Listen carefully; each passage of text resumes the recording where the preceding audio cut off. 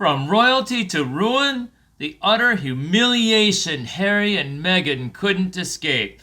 Greetings and a gracious welcome to the World of Royal Staff's channel.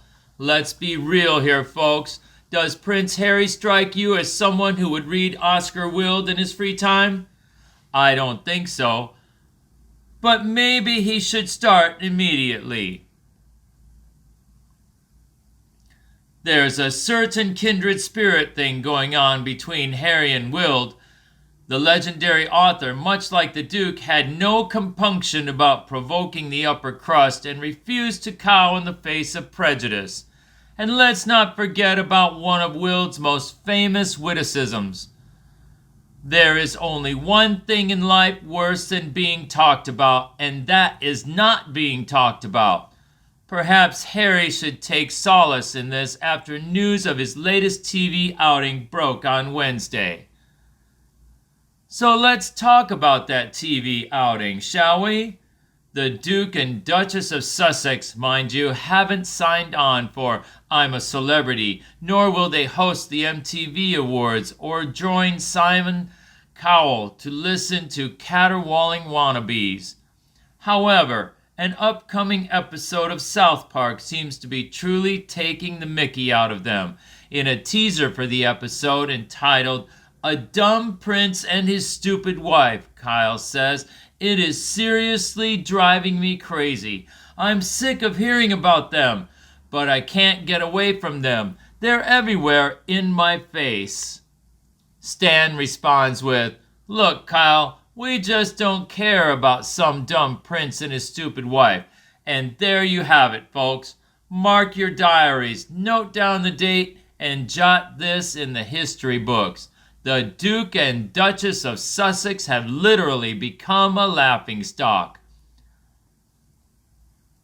But this isn't the first time that they've been the butt of very high-profile jokes. At the Grammys last week, host Trevor Noah said that James Corden was living proof that a man can move from London to LA and not let everyone about...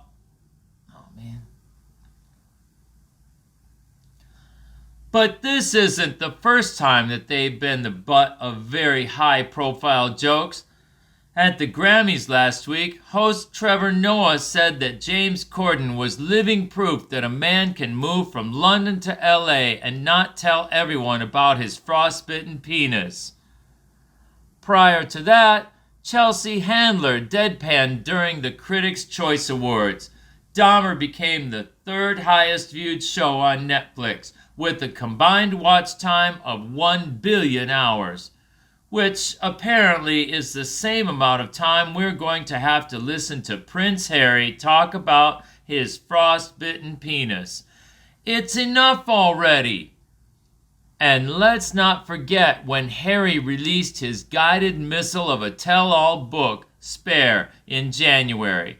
The Jimmy Kimmel Show first did a sketch mocking the altercation between the Duke and his brother Prince William, with two actors dressed up as the singer Prince. In another episode, Kimmel told the audience that publishers were releasing a children's book version of Harry's memoir called The Prince and the Penis, and then read from it. Well, it seems like the Duke and Duchess of Sussex are in for a wild ride. But who knows, perhaps they'll take a leaf out of Oscar Wilde's book and continue to revel in the attention, no matter how negative it may be. One thing's for sure is this won't be the last time we hear about the Duke and Duchess of Sussex. Hold up, don't get me wrong. The royal family scandals have always been juicy fodder for comedians and sketch writers. But let's face it, folks, the Sussexes are no longer power players. They are more like a punchline. For one thing, Americans don't seem to like them very much. Recent polling shows that more Americans have an unfavorable view of Harry and Meghan than a favorable one. What's surprising is that, despite being one of the most famous people in the world, their fame hasn't translated into effortless professional success, untold riches, or swanning about with society darlings. Gone are the days when Harry was invited to address a who's who of CEOs, billionaires, and private plane buyers at Google Camp. Remember that? The audience who have Warren Buffett's private fax number and who could get at least one Obama on the phone faster than they could willfully tank the NASDAQ? But now, he and Meghan are rubbing shoulders with the likes of Ellen DeGeneres and Kris Jenner. Yes, you heard that right. They were guests at the vow renewal of scandal hit talk show host Ellen DeGeneres and wife Portia de Rossi, a ceremony presided over by none other than Kris Jenner. And the guest list? It was star-studded, all right. Katy Perry, Orlando Bloom, Gwyneth Paltrow, Carol Burnett, Melissa Etheridge, and Brandi Carlile were all in attendance. But let's be real, this was not Davos. Aside from Harry popping up at the United Nations General Assembly last July, during which he addressed a remarkable number of empty seats, the invitations to these sorts of distinguished and high-profile events would seem to have dried up, and let's face it, the couple has never been visibly welcomed into the orbit of any of America's political or cultural heavy hitters such as Barack and Michelle. So there you have it, folks. Harry and Meghan may have thought they could make a splash in America, but they've turned out to be nothing more than a splash in the pan. Also, have you guys heard of the never-ending Netflix doco? That's right. It's a Netflix series where Meghan is seen receiving a text message of support from Beyoncé. But why are stars such as her not willing to align themselves with the Duke and Duchess publicly?